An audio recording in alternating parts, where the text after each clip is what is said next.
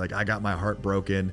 This girl left me for a more successful guy at one point. I created this story in my mind that if I wasn't super successful, I'd never be able to keep love. That is motivating as hell.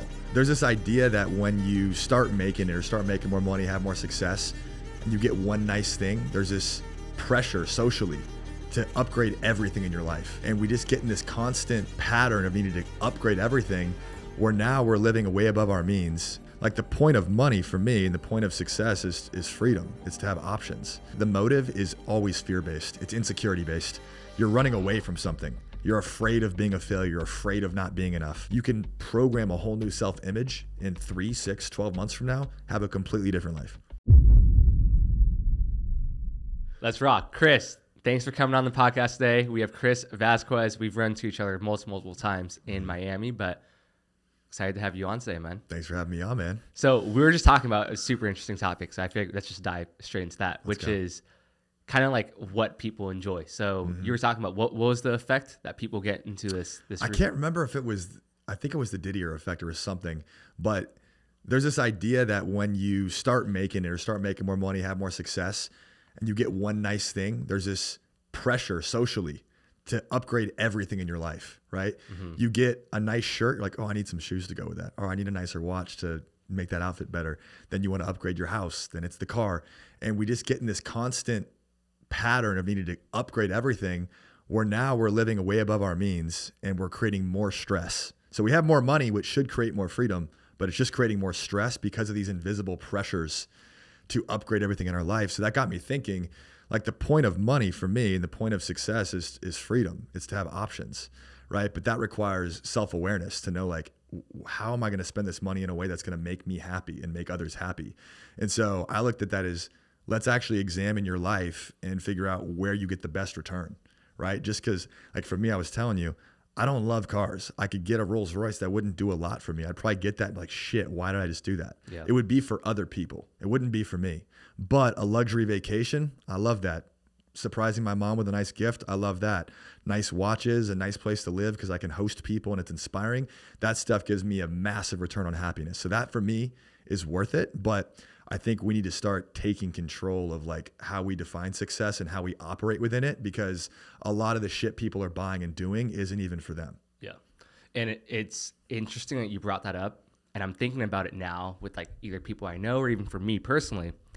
I think it probably comes down to a couple of different things. One is, once you start making good money consistently, you have to kind of reinvent yourself because you don't know what you want. Like, what you wanted to get to this point was like, oh, I want to make X amount and do this for normally, like, just more superficial reasons when you first start, you know, making money. And I think once you get there, you kind of lose your purpose and sense of, like, your why, right? So, and then I think that's why, like, because you're kind of lost, you don't spend that time to think about, like, what you truly want. And then now you're in, like, a different environment and social circle, which kind of puts pressure on you to, you know, buy all of these things because everyone else is doing it. Dude, I love this topic because I think there's a cycle to every entrepreneur or every person in their path of success. And I think initially the motive is always fear-based. It's insecurity-based. You're running away from something. You're afraid of being a failure. You're afraid of not being enough. And so the goals that you create are coming from a subconscious program that is just afraid of not being enough. And so it's really powerful fuel, right? It motivates the hell out of you, right? Like, I got my heart broken. This girl left me for a more successful guy at one point. I created this story in my mind that if I wasn't super successful, I'd never be able to keep love, right? That is motivating as hell, right? Or, like, I wanted to make X amount of money so I can feel successful, so I can feel worthy, so I can have the respect, have the friendships I want, have the love I want, all that good stuff, right? And we're really just working out of insecurity. And it gets us to a certain point.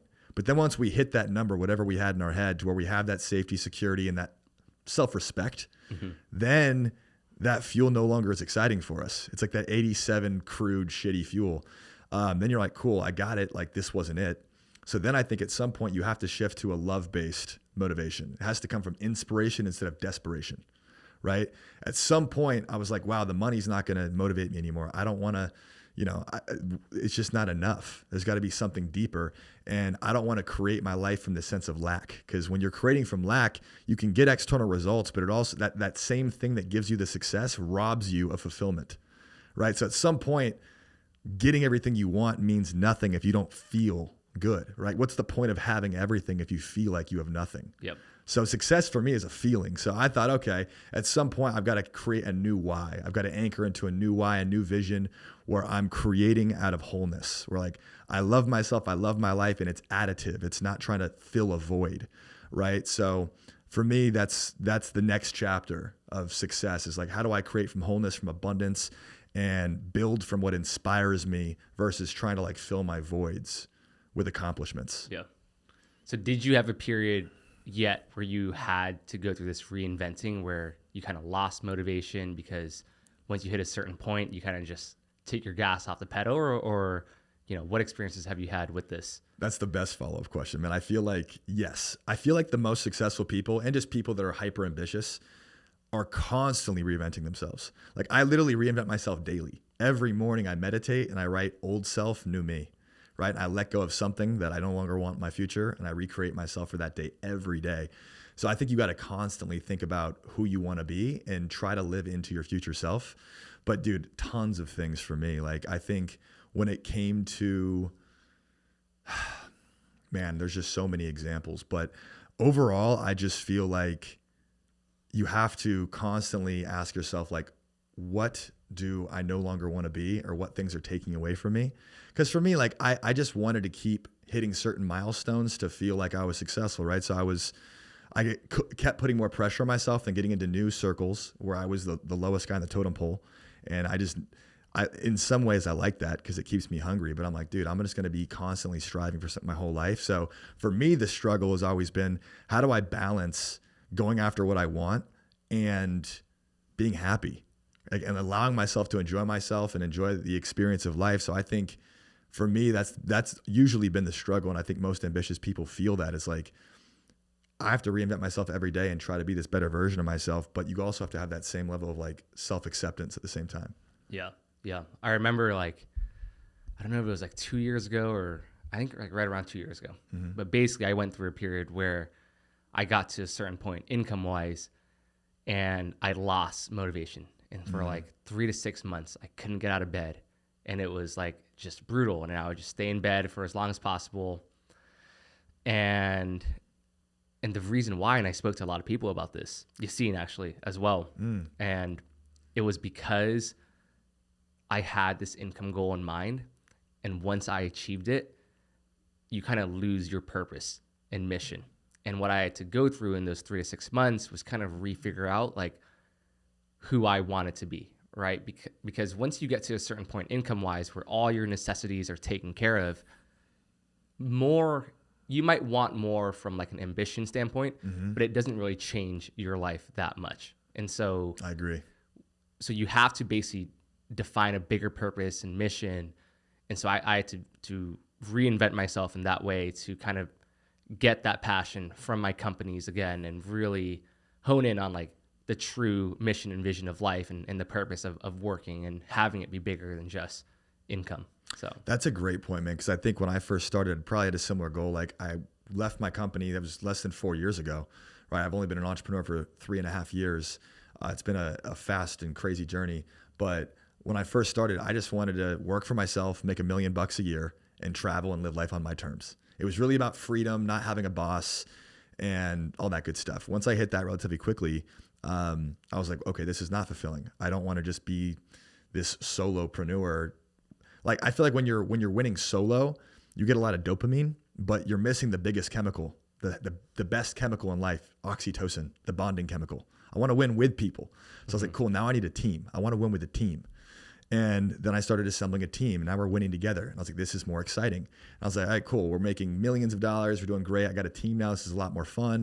But then I'm like, that's not enough either. I want to build an industry or a world-defining company, disrupt an entire industry, and create a kingdom where we create, n-tenths amount of millionaires and create this level of abundance for everyone in the company. all this cool stuff, and my vision got bigger and bigger and bigger, but I had to transition and re-architect who I was, because the solo guy, I had to be Kobe. I'm playing all positions. I'm scoring. I'm doing whatever the hell I can. I got to be the GOAT, right? Then when I'm good enough, I can start attracting that team around me. I had to transition to a bit more of like Kobe in the later part of his career, right? Mm-hmm. Like where he became a bit more of a team player. But then I was like, wait, I don't want to be Kobe anymore. I want to be Phil, right? I want to be the coach. I want to assemble the team and let them win and empower them. And then I'm like, no, actually, I want to be the owner, right? Like, and have the coach there. So like, there's these evolutions and different identity hats, if you will, that you have to start adopting. But to that point, your motivation just has to come from a deeper place. At first, like I said, like we just wanted freedom. We wanted safety. Yep. We wanted options. You know, it sucks. I remember like going on a date when I was in my early 20s, and it was like a $100 or $200 dinner. And I was like, shit, the next date, dude, we're doing coffee or like a walk, right? Like we're doing a walk or something. Cause like that is not comfortable for me. And I hated that feeling, right? So a lot of times initially we're running away from those feelings of like pain, judgment, feeling like not enough. There's a lot of pressure on men to provide, to protect, to like be well networked, to have status. And so once you get an inkling of that, you're like, okay, I feel comfortable in my manliness. Then you realize that it's just not the same thing. So you need to dig deeper and find a bigger motivation. And for me, the more success I've had because I'm reflecting more, my desire to give just keeps getting bigger. So like my primary motives are to get bigger and bigger, make hundreds and hundreds of millions of dollars. But the bigger goal underneath everything is to give. And it's these philanthropic dreams that I have that really inspire me. So I see how these are all connected in different sequences. And so that is what gives me more motivation to keep pushing now, because I don't necessarily have to, but there's a deeper calling that I can latch onto that keeps me going when I don't necessarily have to, if that makes sense. Yeah. And I think, I forgot who said this, but basically it's the stages of business as well, where it's like the first stage of business, call it, I don't know, 0 to 6 figures, whatever you're doing, you are making your client successful and rich, you know, whatever that is in terms of product success definition for them. Yeah. Stage 2 is once you focus and you have that locked down, the next stage is making yourself rich, right? You have something that works, you have something that helps people.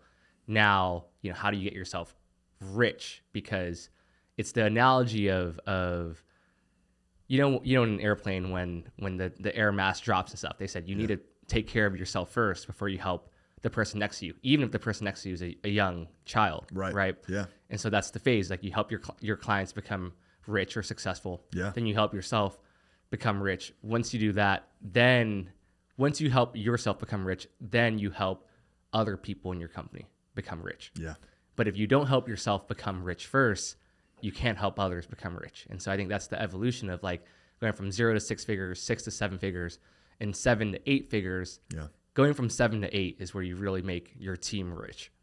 That's such a good framework for that. And to add to that, I think you can't transfer that which you are not. You can't transfer something to somebody that you don't possess yourself, right? So that's why I still think to this day, personal development is the most important investment you can make. I think you get to a certain point, you might go to less seminars, you might get less coaches, you might stop reading, right? Because you get this idea that you've made it or you don't need that anymore.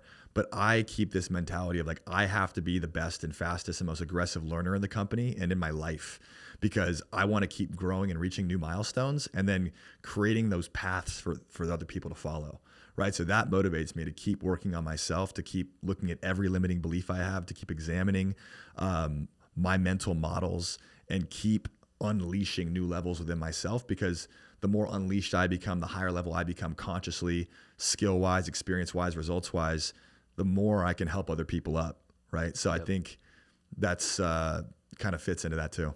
So what have been some meaningful coaches or mentors or conferences that you've invested in recently that you've seen like big, you know, personal changes? So the first one where it was like the red pill, where I got out of the matrix, was this seminar called Landmark.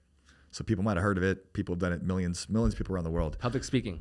Landmark, it's 3 to 4 day seminars. Interesting. And there's a bunch of them, right? And they essentially map an entire, there's a whole sequence of them. There's, I don't know how many courses in there, but they're really focused around helping you figure out your blind spots that are preventing you from being your fullest self and bringing those into your awareness so you can crush those and just like free your mind to create whatever you want with your life. So the point of Landmark is to give you distinctions and tools to examine who you are and make new choices and be more powerful in dealing with life. So as an example, this story will give you some clue as to like why this opened the whole cage for my entire life. I'm 27 years old, just came back from a 25 country trip. So I was 24, hit my first six figures. That was my goal. It's like when I hit six figures, I'll be the man. Obviously, hit that and I didn't feel great. And I was like, man, I'm like bored as hell.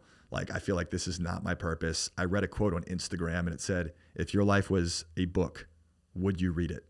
And I was like, dude, fuck my book. It's so boring.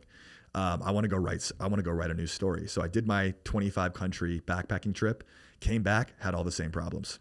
I was like, 6 stories, but I had all the same problems. So I was like, cool, I got to look within. Found Landmark, went to Landmark. And in the first seminar, we're looking back at our lives to figure out how we became who we are, right? Because you have to kind of understand the genesis of where these beliefs came from so you can examine them. And I was 12 years old in a Little League playoff baseball game. This is like the freaking World Series to me at the time, right?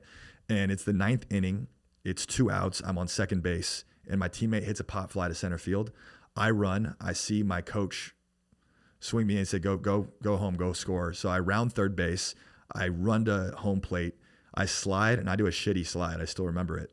And I get tagged out and we lose the game. And I look to the dugout and everyone in the dugout just threw their mitts and threw their hats on the ground. They wouldn't even look at me. So I was ashamed. And what happened is collectively we lost a baseball game. But the story that I created in my mind was that if you put me in a position to lead, I will let everyone down. So from that point on, I quit all team sports forever. Like I was that ashamed. I did kickboxing, I did skateboarding, snowboarding, I did all solo sports where I couldn't let other people down. And then that same insecurity caused me to go and overcompensate in every environment I was in. I had to show everyone I was better because I was insecure about not being good enough because I was the outsider and I let people down. So I had these dreams of being an entrepreneur, of changing the world. Since I was a kid, I had massive dreams, but I had this subconscious belief that I couldn't be it. And it was from that event. And I examined that and said, wow, I'm literally a 27-year-old, 12-year-old. And so I let that go and I created a new possibility, right, of being a leader. And out of that single mindset shift, I went and created a nonprofit. We built a bunch of schools around the world, water wells, launched my company, scaled that into a very successful thing very quickly. And like it opened up this whole new world where I was limitless. I could be a leader. I could create companies. And I no longer had to overcompensate in showing people I was better. I could empower other people and get them excited about stepping into their leadership because I was no longer this insecure boy who felt like he let his team down, right? So I think Landmark was big. I think those are great because you got to heal. You got to get rid. You got to like face those demons head on. And so Landmark was a big one for me. And what was the process or question or exercise they did that allowed you to find that childhood trauma or root cause? I honestly forgot. So I wish I had that for the listeners here. I think at a whole, there's a couple ways you can do it. And I don't think you have to excavate everything.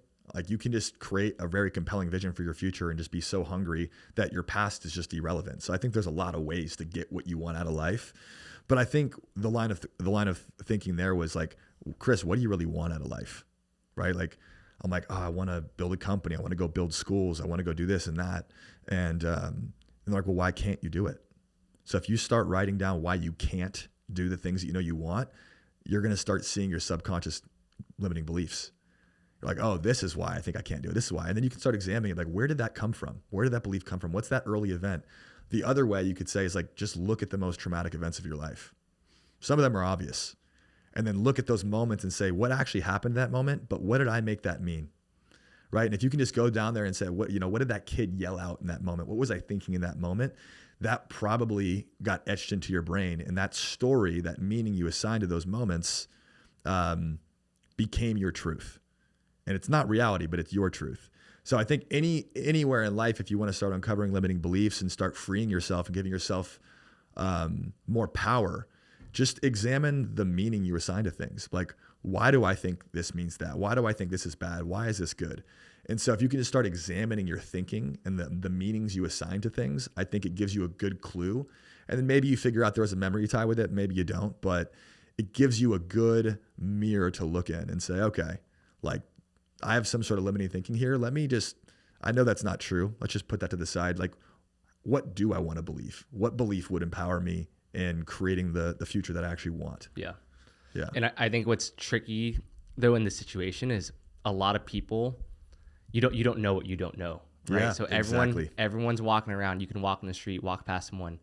They have a very specific definition of how the world works. Yes. And then you do as well. And it Yes. can be completely different, but in both bubbles, there's truth in it, but different truths, right? Yes. Like you might see something as truth in the world that someone may see as completely wrong. Yeah. And so it's tough because unless you have some sort of catalyst where you realize it, you almost forget why you started acting a certain way. Like for you, for example, it's you acted a certain way in pursuing solo sports because of that one event. And Yes. so recently what I've been doing more with my company and leadership team specifically, and even just other people in the team as well is I've been improving, or I've been helping people improve their critical thinking and decision making. Cause I think that's where we're at in the stage right now where I'm like, okay, if I can offload more decisions and critical thinking, I'm going to have more time to, do higher leverage opportunities. So I've done a lot of coaching on that. And it's interesting because recently I helped one of my leaders and they had a flaw in their thinking and it was actually affecting their personal life because they lost, money, investing in the markets, from just a bad mistake, like way back in the past. Right. And, everyone makes their mistakes, but they tied their identity in terms of, hey, because I lost money this one time from a bad mistake. Yeah. It's now the money I make, I can't spend on myself. I have to save. So it's like, but the thing is what's the point of making more money if you can't even spend it on yourself to enjoy, right? So they're tying this event that happened a long time ago that, yes, it could be half their fault, but just half market conditions as well. And now they're using that as a frame of reference to determine their decision making and how they're going to interact with the world, right? Yes. And so it becomes this self cycle that you don't even realize until we uncovered it, solved that bottleneck, and Yes. now it's like, hey, what's done is done in the past. Yeah. But you can't operate based off of X, Y, Z. Yes. So, There's two big things you said there. So number one is your lens determines everything. The lens you look at the world through is the most important thing. Like you change your lens, you change your life. Because your lens, the way you see the world, your model of the world, your belief systems determine your thoughts. Your thoughts determine your emotions determine your actions, and your actions determine your results, right? So everything goes back to the lens. You change your lens, you change your whole life, right? So if you got to examine your lens and make sure it's empowering, right? Like there's small things. Like, do you get paralyzed when you see problems, or do you see them as opportunities? You're like, oh, I can't wait to go solve that. It's just the lens switch, right? Are you grateful for problems, or are you avoidant and resistant? Like, get them away from me. I want to escape. Little things, just how do you see the world? Do you live in a safe world full of opportunity and abundance, or do you live in a scarce world where you have to save your money because another market condition could come, or because I could make another mistake? So I live in a world through my lens where there is no such thing as failure. Like I just don't believe in a failure. Like failure is you're dead. For me, like there's no such thing as failure. You're literally, it's so trite because everyone says it, but I don't think a lot of people actually live it, right? Like if you really see things as learnings, it's all data. Like I fail more now than I've ever failed in my life. I lose more pitches for executive searches for my company. I get turned down more than I've ever got turned down. That's because I have 20 times the amount of opportunities on my plate. So I'm also winning way more than I've ever won, but I'm okay with failing all the other times because it's a ratio, right? And so if you want to go meet your wife, go approach 100 girls. Even if 4 of them go on dates with you and you bat 4%, you're better off than approaching 4 girls and getting 1, right? Like you got to take shots on goal, and you got to be prepared to go out there and See the world in a way that gives you the right kind of thoughts and emotions and actions that are actually going to get you to where you want to go. And the second thing you said that I thought was great is identity. I genuinely think identity is the most underrated, most powerful concept in the world, because your identity determines your entire reality. Entire experience of life is determined by how you see yourself and how you see the world and what you think you deserve. Because you don't get what you want, you get what you deserve. And whatever you think you deserve, that's going to create your standards in life. So you can't outperform your standards. You can't outperform your identity. And so why wait for an external event to happen to you to then feel better about yourself? Why wait to make $1 million to feel rich? Why don't you generate the feeling of being rich and abundant now and attract that to you 1,000 times faster, right? How do you take responsibility for generating what you want and developing that identity in the dark? Because identity, like I know you know a lot about the mind and personal growth as well. Like your brain can't differentiate between an imagined experience and a real experience. It can't differentiate. That's why when you see a movie and you see a scary scene, you lock up, right? It's the same physiological response. Your body cannot tell. So you can sit in a dark room and meditate and program memories into your brain, program experiences. See yourself living this future. See yourself happy and full of joy and accomplishing your goals and feeling that, teaching your body that it's safe, that it's okay, this is normal, this is who you are. And you can program and like inject memories into your database of your mind. So when your brain's like, should I go start that business? You've already injected all these synthetic memories into your brain where it's like, yeah, we've got tons of records of success here. Definitely go do that. Right? You can reprogram your whole identity from the inside out. And that way, you know, the outer world is just a reflection of your inner world. So if you can program your brain and start seeing yourself in an elevated light, see yourself as this multimillionaire, living your dream life with your dream spouse. How do you walk? How do you talk? Like you just see this immaculate hero of your life and picture and envision that and feel that over and over and over. And then start elevating your associations. You start hanging out with new people. You trade in Netflix for some good books and some podcasts, and you start getting new sensory inputs and information. You start becoming a different person, and then you attract that life, right? But it all comes down to controlling your identity and consciously constructing who you want to be and rehearsing and practicing being that person before the events have occurred. That for me is the superpower that is not talked about. Companies don't train on it. And if people just understood that concept and practiced that and really cared enough to focus there, you can program a whole new self-image in 3, 6, 12 months from now, have a completely different life. Do you have any recommendations for people on where to start to learn that? Books, conferences? Yes. So Psycho-Cybernetics is a good foundational book that top 5 books for me. You love that book too? Yeah. Okay. Yeah. So that one for me is great. It's like, it's simple, it's practical, but it'll teach you how to program your, how to control your self-image and gives you good exercises. I think that's a great one. Joe Dispenza, I'm a big fan of, meditation guru, if you will, bridges the art of spirituality and science very well, but his meditations, I do them every day. You literally unmemorize and let go of the emotions and thoughts and things that you no longer want to bring into your future, and you recreate yourself. It's called Breaking the Habit of Being Yourself is a meditation. You can also read the book. So I think anything by Joe Dispenza, Tony Robbins teaches a lot of good techniques. But I think in general with identity, the main things is pick up these books, understand how the human mind works. You got to understand how the brain works, right? Like you have the most powerful technology in the world. It's more powerful than ChatGPT, right? But you don't know how to fucking use it, right? Your imagination's running wild. You got to control it. So read these books, get a foundation for how your brain works, how some of these concepts work, and then practice this stuff. Write down your vision, right? Who you want to be, right? Who you no longer want to be. Build a game plan, right? Okay, cool. I want to be more of a leader and I want to be less of a follower and someone who's just riding along. Okay, well, write down every day, what am I going to do as a leader? What are the actions I want to do? Track yourself on those actions, right? Or I want to get fit. Cool. I'm going to work out 5 days a week and eat clean macros 5 days a week. And I'll give myself 2 cheat days on the weekend. Build a game plan. Over time, you're going to start seeing that. One other book, which you've probably read, is Atomic Habits. Yep. Like absolute must. Like if you read Psycho-Cybernetics and Atomic Habits and you actually apply that shit, you're going to change your life. Good to know. How has the Dr. Joe Dispenza conferences been for you? I know that's the one you went to, right? Yeah. I went to 2 this year. They're 2-week longs, about 40 hours each time of meditation across 5-6 days. Joe Dispenza, if I was to say, who is the one person you've studied most and who's changed your life the most, it's Joe Dispenza, hands down.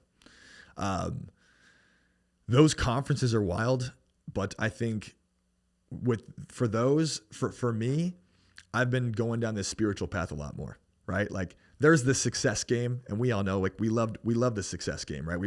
But I consider myself more of like a spiritual capitalist. Like I want all my goals and I want all the things that I want in life, but the more important thing for me is like how I achieve those things and my experience of life and that process and like who I am as a person and how I impact other people around me. So like my goal now is not just to build this empire.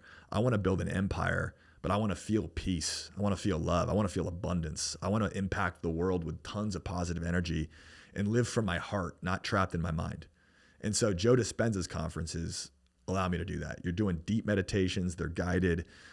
He's speaking affirmations into you when you're in a certain theta wave state. So he's literally reprogramming your mind, which is very powerful if you've got the right programming going into it.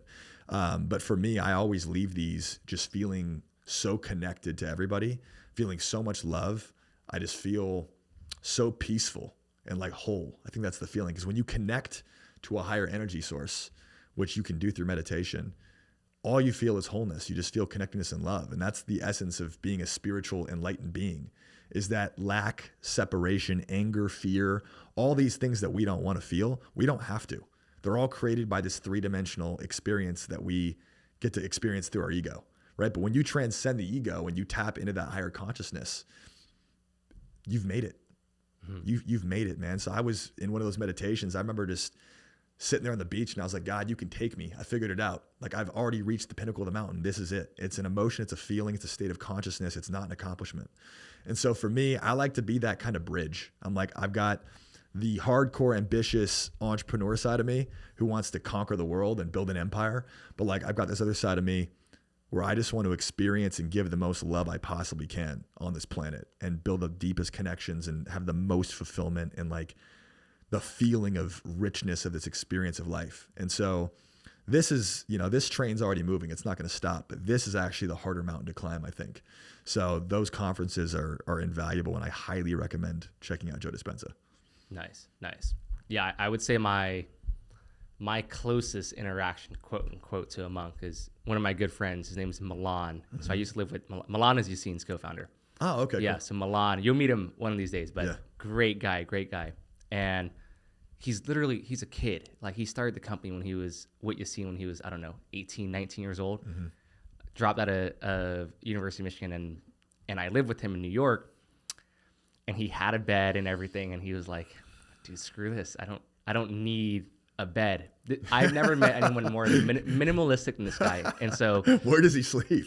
He sleeps on this foam thing. I would say that's 1 inch thick, 1 inch thick. And it's hard. It's not even foam. I don't want to. I don't know what material. That guy's extreme. Yeah, but his goal is to be a monk, and so, and I've done many meditations with him when I live with him, and he's definitely helped me out on the spiritual side. But this guy is, I love it. He's up at 3:30 a.m.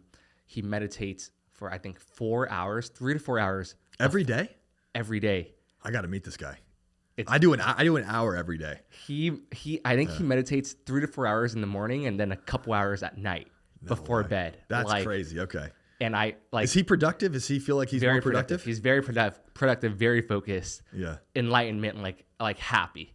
Love that. And yeah, so he basically bought this like tent inside his room because it's pitch black. He needs to meditate in pitch black. Yes. Yep. So he sleeps on a 1 inch thick mattress in this tent, like literally like a tent that you'd have for camping. Okay. Inside, and that's where he sleeps and that's where he meditates because he needs pitch black, he needs quiet. And I remember I was looking at his Aura ring one time because he tracks his sleep and stuff. And his deep sleep was like 4 hours. No way. I'm telling you, I was like, that's insane. But I was also like, it makes so much sense. Yeah. I'll say this. I was at one of the Joe Dispenza meditations at the retreat. It's 5 hours long, and you get up at 3, and then you're there meditating by 4. and you're going till 9 a.m. And it's a very intense meditation, lots of breathing, moving. But the first time I did it, I was on like an hour and a half of sleep. My sleep score was like 38. It was terrible. I was like, the whole time I'm sitting there like, I'm going to get sick. I'm fatigued, right? All the normal human stuff. But the thing about Joe Dispenza, he teaches you how to become limitless, how to become more God than human, right? So I'm sitting there battling myself for hours probably. I don't know what time is. But then eventually I had broken through, and like the reason why you do the dark rooms is because to enter the quantum field, to become consciousness, where you start seeing downloads, you start seeing visions. Like it's crazy. I saw movies of my future playing out, right? Like incredible things that like downloads from consciousness, but that only occurs when you become nobody, nothing, no space, no time. You can't exist because the quantum field is singularity. It's consciousness. So you have to disappear. So you have to get comfortable, be in a dark space where there's no sensory inputs, because you lose your body, you lose your identity. You enter that space as a consciousness. And in that space, it's incredibly healing. When you wake up from there, your body is recalibrated to its natural state from where you came from. And sometimes you get downloads. I mean, it's crazy. But he's tapped in, because in the quantum field, we're getting really out there now. So sorry if you guys are like, this guy's fucking crazy. But the quantum, everything is just energy. Let's keep it simple. Right? Everything is energy. You can't see energy. We can only observe things through sensory inputs, through 3 dimensions. But there's a 5th dimension. It's energy, particles, right? This is where quantum physics comes from. And what we've realized is that energy influences matter, right? If you, like lizards, you can cut the tail off and it grows back. Photograph a lizard with, I think it's called Carillion photography, where it photographs energy.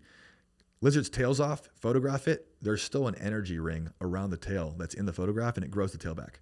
So there's energy around this that's creating matter, right? So when you can go in and send a new, and you can manipulate energy, matter has to reflect energy.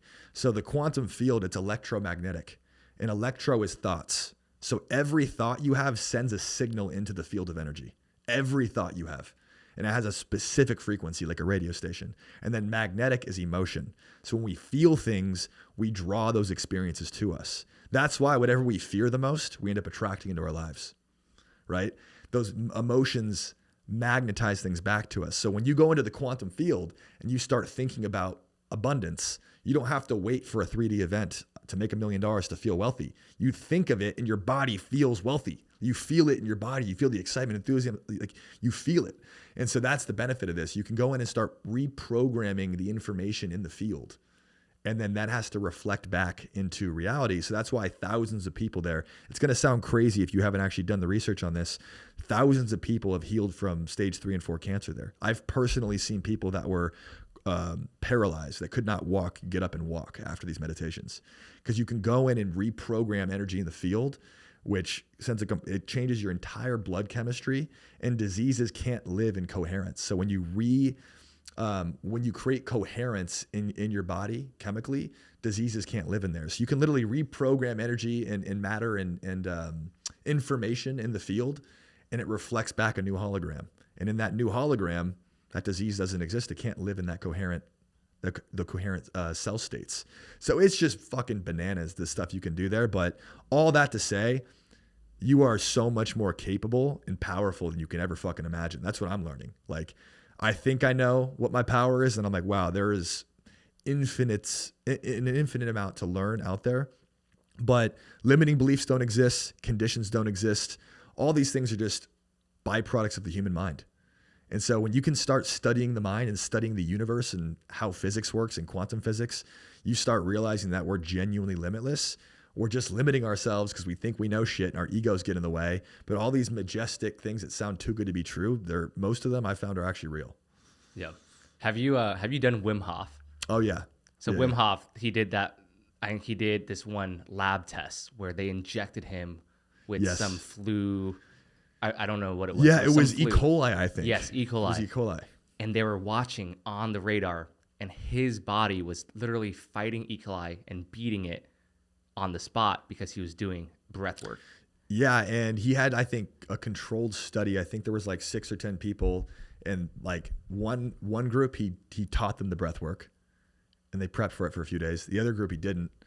The group that he taught the technique to, were fine. They had mild sweats or something, but like the people who didn't have any of the prep, dude, they were throwing up. They were destroyed, right? And so what he proved through science, because science is advancing, is that we can control our autonomic nervous systems. They didn't believe we could do it before. You could tap in to your autonomic nervous system. You can tap into parts of your brain that release chemicals, right? Joe Dispenza does the same thing. You can create proteins with your mind. If you need to down-regulate a certain gene because it's causing cancer, or you need to send a new protein signal into your body to go heal something, you can literally on command do that with your mind by imagining it. It's crazy shit. But the human mind is so freaking powerful that when someone's like, oh man, I can't figure out how to start a business, or like, I'm like, dude, do you know how powerful the technology between your ears is? Like, you can figure this shit out. It's your excuses. It's your limiting beliefs. It's the way you're speaking about your life and yourself. That's creating that. It's all the stories. I'm like, no, dude, you can do fucking anything as soon as you start seeing that and believing it. Yeah. I think that's probably been that's the biggest differentiator I see between successful people and not is as you're around more successful people and as you're coming up, it's the stories you tell yourself. It's the excuses and reasons that you tell yourself every single morning why you can't and why you can. And I can tell you right now, the people who are successful, they tell themselves completely different stories every single day on why they can do something versus someone else who's not as successful on why they can't. Do you do that consciously yourself? Do you consciously script your stories, or do you feel like that's more of like an automatic thing that comes from your drive? Yeah. So this is something I want to do more of, is to actually like journal and be focused on it. But I would say over the past, probably for a while, maybe the past decade, if not longer, it's definitely been subconscious in my mind where it's like, I can start a company. I can do this, whatever I can do, I'm going to be successful. So it's been more subliminal. So. Yeah. It's hard to do all these things and create all the systems to do all, like, it's people are like, man, how do I do that every day? How do I incorporate that? Like, but I think the intentional systems, I think, is where life is. But you can, like, I think Hormozy had a great quote, was like, you don't build confidence through shouting affirmations in a mirror. You build confidence through having an undeniable stack of proof that you are who you say you are. That for me is it. Like, if we want to just simplify shit, it's like, dude, be honest with yourself. Who do you want to be? Your conscious knows. Mm-hmm. It's the same vision, the same thing that's popped up in your head 1,000 times. And you keep procrastinating, you keep making up shit, and it's eating away at you. You know who you can be because the universe is giving you freaking downloads and voices telling you where to go and what to be, but you're not listening, right? So you just got to say, who do I genuinely want to be? Like, no bullshit. Okay, cool. I'm honest with myself. I want to be this. I want to be that. Cool. Now you just got to figure out, how does that person act? How would that person feel? How would that person operate their day? Like, just create a character like a video game. And then just practice being that person. Eventually you're going to have that person's life. You're going to wake up and look through their eyes one day, right? Like, life for me now is like, it's just a video game, right? Like, every level in the company is like, okay, what are the beliefs of this person? What are my actions? What am I doing every day? Okay, this next level, what did I do over here that I can't do anymore? I have to let go of. It made me successful here, but I know it's going to bottleneck me from getting here. Okay, I got to let go of that. What new actions do I have to take, right? And so you start creating these levels to it, and it's a fun game at that point. Like, it's just this, how fast can I quantum leap? And it's just enjoy playing that game. Absolutely. So I want to talk more about your story, like how you got into recruiting. If people don't know, you have an executive recruiting firm. Yeah. But like, how did you land into that, and what was that story like in terms of like growing that business as well? So this is crazy, man. So I got into recruiting on accident. I was at University of San Diego. I had no clue what I wanted to do after school because I was just partying 4 nights a week and I had no purpose. And I was at a career fair and I saw this smoking hot blonde chick. Her name was Molly McShane. Shout out Molly. Shout out Molly. Shout out Molly. But she interviewed me. I saw her. I went to go speak with her and I was like, what's up? And she's like, you should interview for this company. She was a corporate recruiter. I took all 4 interviews with her. I got the job. I found out she was engaged, so buzzkill. But then after that, I went to this company called Insight Global. You might have heard of it. Big staffing agency. I started out recruiting like warehouse workers, dude. Like, warehouse workers for $10 an hour. 9 out of 10 of them, you'd place them and have to call them off site because they had a felony or something, right? So like the lowest level recruiting. Just grinded. It was like the Wall Street of recruiting, right? Then I went to a few other smaller companies, did a lot more technical engineering, got to work with some cooler companies, Fortune 500s. But I'm like 6-7 years into my career.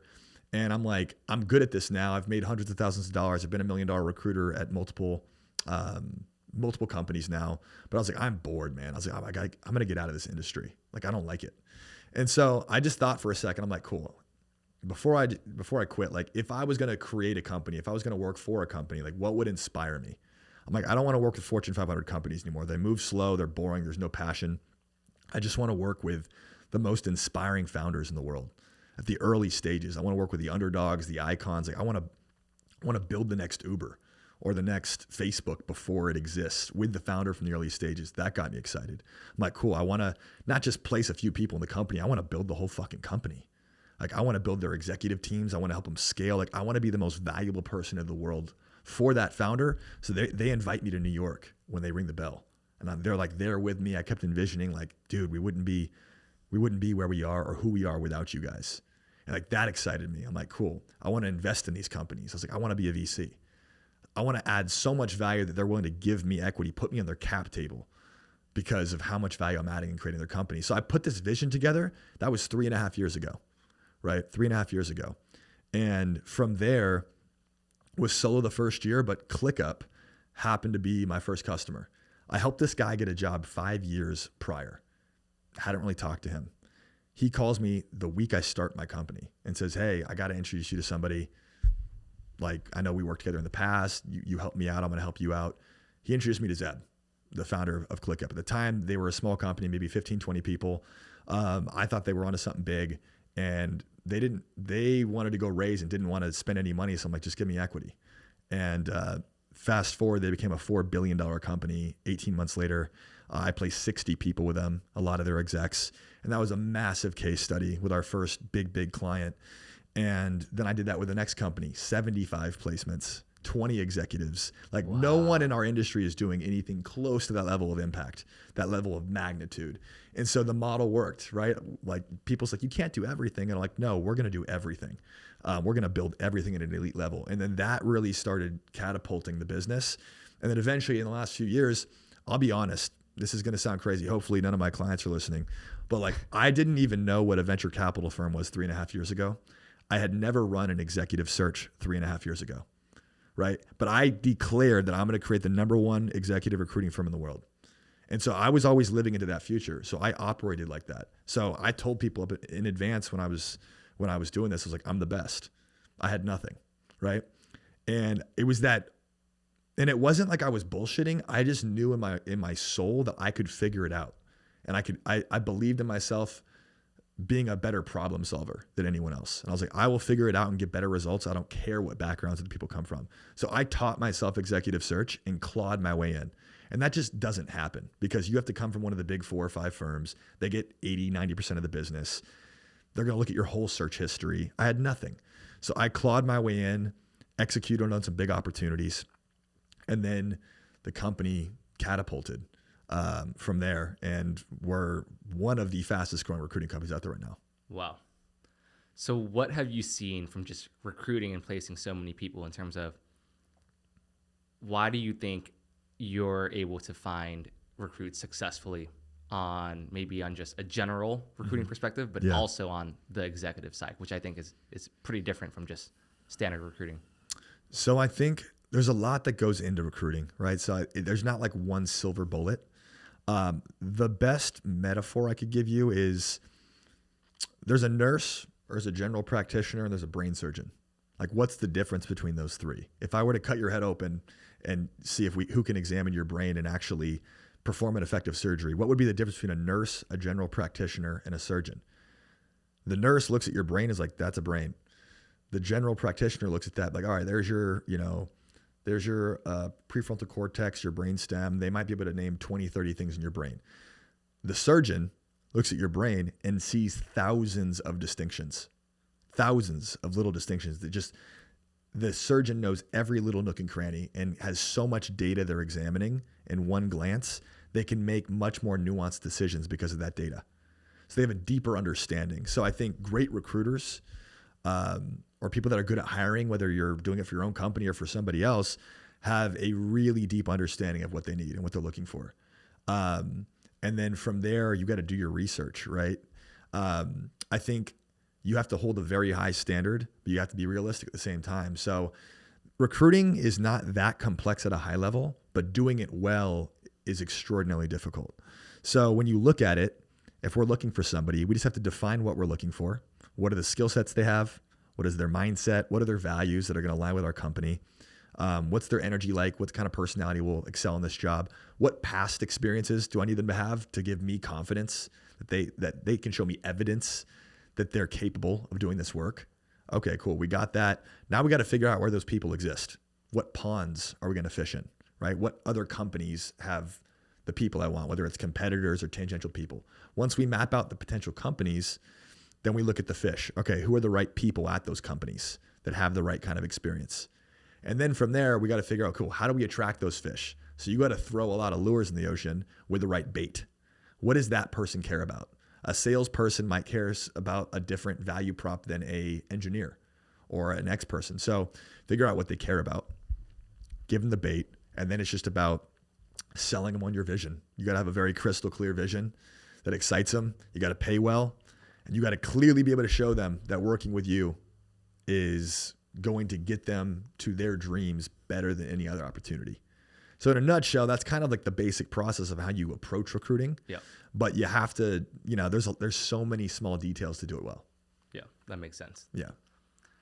And then how much does like the CEO play into this? I figured especially for executive recruiting, yeah, you can only sell someone so much. Yeah. Right. Yeah. So you got to be careful about the clients you take on, right? Like they're an extension of your brand. Like our brand as a company representing hundreds of technology companies is an amalgamation of the brands of all the companies we represent, right? So the CEO, the founder, has a massive, massive sway when it comes to executive. If it's IC recruiting, if you're recruiting engineers or salespeople and the CEO is a bit disconnected, maybe that's not felt as much, but the CEO in general is setting the culture, setting the tone. And in executive recruiting, great executives want to work with great leaders. I was trying to recruit great people into my company in year one. I couldn't get anyone to take me serious because I wasn't a leader worth following. So I had to become someone that I was inspired by, who had undeniable proof, undeniable results, who was ready to actually take that spot. And so a lot of founders aren't that person yet, and they want all these people, but you're not going to attract somebody that's higher caliber than you. Right. Mm-hmm. So the strength and the caliber and the level of magnitude that the CEO and founder possesses has a crazy amount to do with the success of the company and the recruiting process. That makes sense. Yeah. So I guess there's like different phases of recruiting for companies. Obviously, if a company's raised money or they're at a certain size, go to the recruiting firm like yours, for example, and like get that help because it's tough to recruit really good people. Yeah. What about for companies who are smaller, who haven't gotten to that level yet? Is there like an 80-20 that you've found where it's like, hey, companies should just do this for recruiting until they can get to that size where they can work with you, on more executive recruiting? That's a great question. So I always advise companies, if you're in that pre-seed phase or you haven't got any funding whatsoever, be scrappy. Do not pay fees. Like you got to be scrappy. Go hit up LinkedIn, go hit up your network, find people that already trust you because you're going to be that crazy guy with an idea, right? And it's way harder to recruit at that stage. It's the hardest possible point, but this is where you got to shine. I was talking with the founder of Superhuman, Rahul, and he had sold a company already. He already had a track record, and he was building Superhuman, which I think now should be a $1 billion company at least. And he still couldn't recruit people to come work on Superhuman with him. And he was like, dude, so he went and built the whole MVP, got the traction, raised the seed, and then he recruited the number one engineer from Twitter to be a CTO. But like you gotta build traction at first. So I would say if you're pre-investment or pre-seed, you got a mill, just be scrappy. You got to be mindful of your burn rate. Like find people in your network, find people you trust, you gel with. Once you raise a legitimate seed round, you got 4 or 5 mil in the bank, and you need to start up leveling your people, getting those 10x engineers in, getting maybe your first head of at the seed or Series A. Then I would use the right recruiter who understands your industry and space, you got to be scrappy at first, man, because you got to be mindful of burn. Sometimes it's too early. I think a problem a lot of founders have is they try to abdicate responsibility too quick.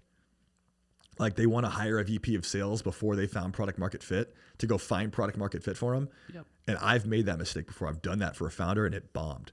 And so I was like, okay, never again. So like founders, you got to build your company, be scrappy as possible. Try to get to $1 million in ARR, or just try to get to a substantial amount of revenue where you have enough customers, where your product obviously is well received in the market. Then hire the right people around you to buy your time back and scale faster so you can focus on higher leverage activities. But at first, you got to make sure there's product or service market fit for your business. You got to wear 1,000 different hats. You got to get scrappy and recruit. It's going to be fucking hard. But once you make it through there and you get some capital, it's a lot easier. 100%. So what have you seen for the phases of recruiting where that hire was like, wow, that's what's going to take them from $1 million ARR a year. They brought in, I don't know, a CTO or whoever that key hire is, and then boom, they got to this level. And then what were the key hires at certain levels that you've seen? It's always going to depend on the makeup of the executive team, because we could come in with a couple co-founders, and you always have to self-assess against where your gaps are and relative to where your team's at. Different businesses are gonna prioritize different roles. Like in a product-led growth company, marketing is way more important than sales early on, right? Because it's a self-service motion. So it's going to be different. But I would say in general, at the seed company, just hire doers and gritty people, right? Just builders, because you just want to find product market fit. Those people are really, really good at handling ambiguity, operating with no sense of direction, experimenting, testing, and they have incredible amounts of grit, and they just want to solve the problem. Once you get to about $1 million, $2 million in ARR, and you've got clear product market fit. By the way, just because you have $1 million or $2 million does not mean you have product market fit. You could have 2 customers and you're more of a consulting firm where you built these custom solutions, but they're not real scalable solutions, and it's not true product market fit. I've also made that mistake. So you have a good amount of customers where there's clearly market demand. That's the good time to start hiring your head and VPs, right? And that's usually when you're going to raise like a Series A. That is where you're going to start launching. You're going to hire that VP of sales who can come in and build a playbook, build a team to actually scale that to 10 million ARR. You're going to hire other heads of maybe in customer support, success, operations. You're layering in more like that head of category. Too early to hire C-suites. 9 out of 10 times, don't hire C-suites at the Series A. Because you're going to then hit Series B and you're going to have no room to hire above them, and you're going to have to fire them. When you get to Series B and C, people tend to start layering a bit more C-suites. Now you're reaching bigger scale. Most people in the company haven't seen it. And those are more strategic, more legit executives, but usually you've hit massive traction. You're in between 10 and 30 million ARR, and you really start layering in like C-suites now. And then you're shrinking your reporting structure, so you have a few killers that are the best and can kind of take stuff off your plate. So I guess from maybe the first 4 or 5 years, like Series A to B or something like that, that's really, once you're past that, once you're going like 30 to 100 or a couple $100 million in revenue, like you're, as a CEO or founder, you're so disconnected from so many things. Like all of your success is really determined by your leadership. I mean, the product market fit and like making sure if you have a great product and it's a good market timing, that can kind of take you off and everyone just looks good, right? Everyone just looks great when there's great product market fit and there's a real demand for your product, and you can have average people crush it. But yeah, the leadership is everything, because like that's why recruiting is the most important job for CEOs, because CEOs don't build businesses. They get traction, but it's the teams in those businesses that build the companies.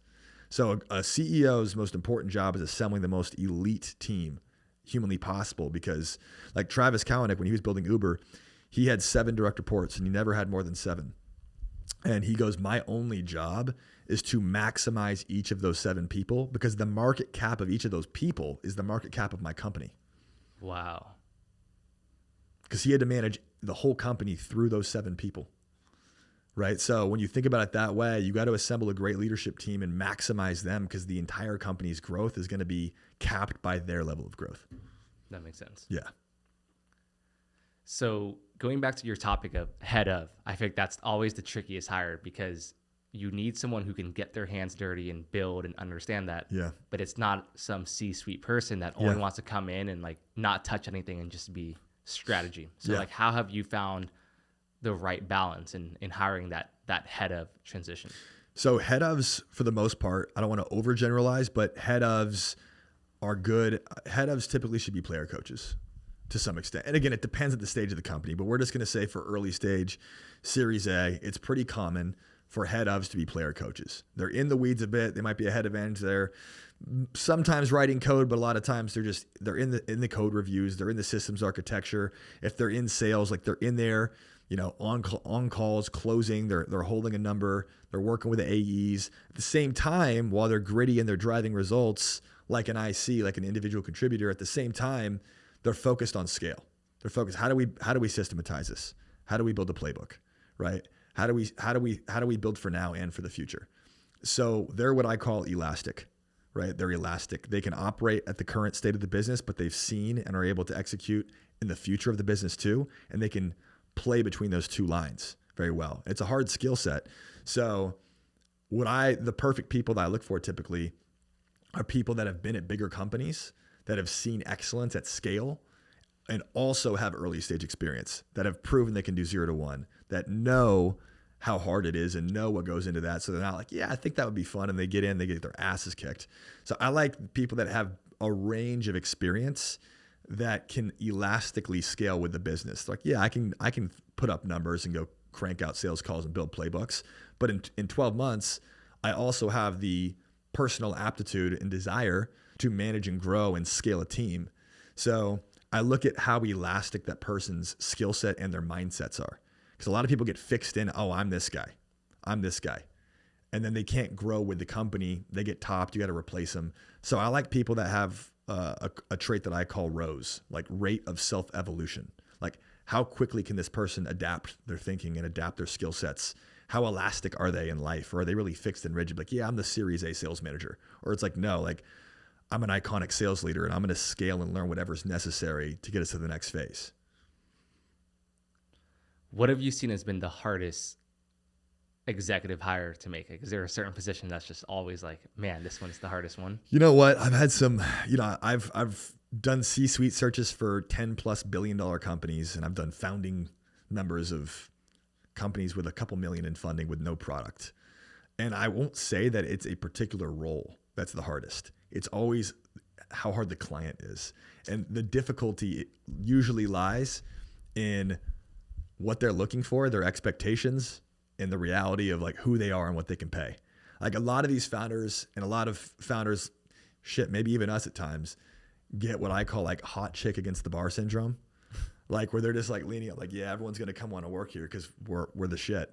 But they're just out of touch. They over romanticize their companies and how great they are. And so you got to realize that you have to line up what you're looking for, what you can actually pay, and how sexy you actually are. It's good to aim high and go for those dream candidates, but you need a dose of self-awareness. Yeah. So I've had some very, very difficult executive engagements where some of these clients who I'm trying to, like, they think they're Corona, but they're Bud Light, right? Like, I don't know if that's the best metaphor, but like they think they're way better than they are. And I'm like, all right, we're either gonna have to come up a couple $100,000 on that, or we're gonna have to completely change our strategy here. Cause like what I'm seeing right here, this recipe is not like my buddies had a great one. He's like, you want Steph Curry talent on a Seth Curry budget. Yes. Right. And I'm like, that's a good way of looking at it. Like I think if the hardest engagements are where there's just some element of delusion. Yeah. Right. Or like, and I like that because I like working with crazy founders who think they can change the world. So that's a quality you want. Yeah. But you also need to be grounded in reality. So those processes can be nightmarish if you don't have all the stakeholders aligned on what's possible, what's pragmatic, and what we can actually get. And I feel like it's also expectations of the role. Yes. Right. People are always looking for a unicorn that you're I can't find this person that has. Be like, oh, that's funny. You're looking for a unicorn. I got special unicorn pricing. It's 3 times the amount of my normal fee. We do have a unicorn package, right? Like, yeah, I'm like, all right, here we go again. Here's another fucking unicorn. Because they'll put like 3 roles into one, right? Or at least that's when in the early days for me, I did. Yeah, great point. I mean, I do the same thing. My director of operations, Linnea, shout out Linnea, she does like 6 different jobs. So thank God for her. But you're right. And so I think that's another good attribute of a great executive search partner, or like a good relationship when it comes to making those hires, is you got to be able to push back. You got to be able to like say, hey, like, how do we solve this puzzle? These are business problems that we then find people that can execute against. So we always got to use first principles and go backwards from the business problem. Like, who do we actually need? What skills, like, what are the outcomes we want to drive? What people would we need to drive those outcomes, and what skills are the most important for those people to possess, right? And then you might solve that puzzle with 2 different people, or maybe it's 3 different people, or maybe it's 1 super senior person and 1 more junior person. Like, there's different ways to solve puzzles. So it's not like, hey, we need this skill set, this job description. You've got to be very intentional in those conversations and really use first principles and work backwards from the business objectives and create, it's just problem solving. It's puzzles. Right. And so a good exec search partner should understand how to break that down and advise based on that. It's an interesting take. Yeah. It's good. I like it. Yeah. I like it. Nice. So what are your plans with the business? So as we talked about earlier, plans always evolve. But for now, like the one milestone in front of me is I want to own all startups.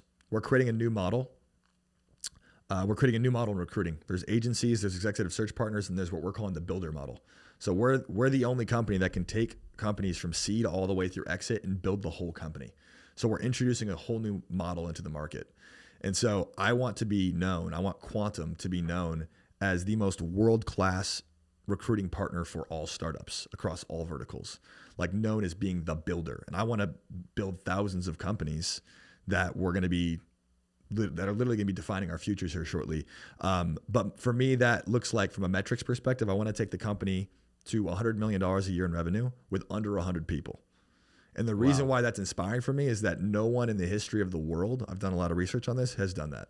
I think the closest someone got is like 200 something people. But I want to build the most elite firm. I don't want to be the biggest in the world. I want to be the most elite with the best reputation, where we're just rock solid, building the best companies, working with the best founders, and successfully have ushered in a new model of recruiting that's better for founders and better for companies because we're actually building with them. And then after, I plan on raising a sizable venture capital fund and investing alongside all of our founders on every single client we take on. Nice. Yeah. Great vision. Yeah. It's the plan. Sounds good, man.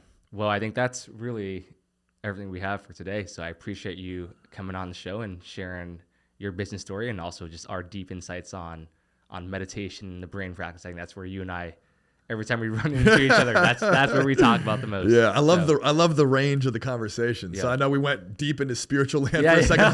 Hopefully we didn't lose half the people. They're like, who the fuck is this guy? What is he talking about? And then the business side and some of that stuff. But you know what's funny?